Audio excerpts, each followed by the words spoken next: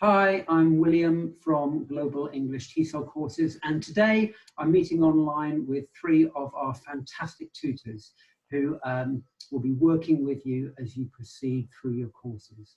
Now, we're just meeting up today to share a little bit of advice that will help you as you go through the course. And each tutor is going to share one piece of advice. So have a listen to what they say, and we hope that you find it helpful. Okay, we'll start with Denise. Denise in the bottom right-hand corner there. Over to you, Denise. What piece of advice would you give to one of your trainees? Hello and welcome everybody.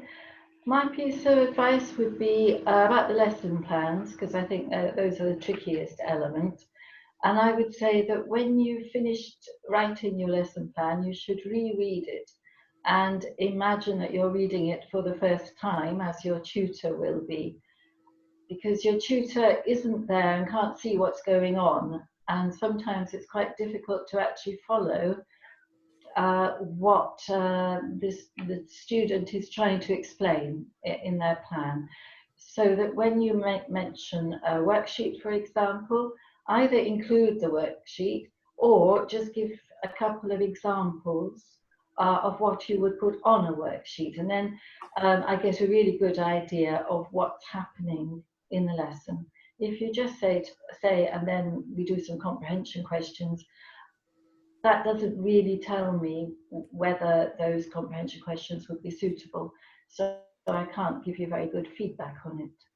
So I would try to reread the lesson plan to make sure that somebody who's coming to it fresh can really understand what's happening.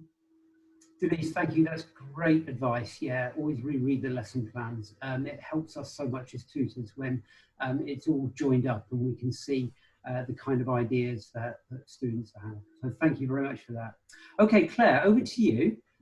What piece of advice would you give to one of your trainees on the course? Okay, well, hi everyone. I'm Claire, so it's nice to meet you all. I think when you're studying online, it's really important to keep yourself motivated. So use your tutor, talk to your tutor, ask questions. No question is a silly one, only the questions that you don't ask. And linked to keeping yourself motivated, I think having some weekly goals that you're going to aim towards can be really helpful. And if you don't stick to them, it doesn't matter. And some parts of the course will take longer than other parts, but just try to keep to a regular amount of study you do each week at a time to suit you, build it around your lifestyle. And the more that you start getting into it, the more motivated and engaged you'll be with it. So that's my advice. Claire, thanks. That's great. Fantastic. Okay, let's go on to Steve. Steve, what piece of advice would you give to one of your trainees? Okay, well, hi, I'm Steve. I think my advice would be related to the lesson plan, really, and thinking about how you can teach less. So when you have a presentation stage, for example, rather than I'm going to explain grammar to the students or something like this, can you factor in some kind of eliciting or getting the students to work on the grammar point or the vocabulary point or the phonology point or whatever it is themselves? So it's almost trying to teach yourself not to teach so much, I think, would be my piece of advice in the lesson planning. Yeah. Great, Steve, that's fantastic. It's really good advice and also practical for when trainees start their teaching careers as well. So really good. Okay, well, guys, thank you so much for joining me. That's been fantastic. We hope those little bits of advice are helpful for you as you work your way through the courses. If you've got any questions, please ask, and we're always happy to help. Bye for now.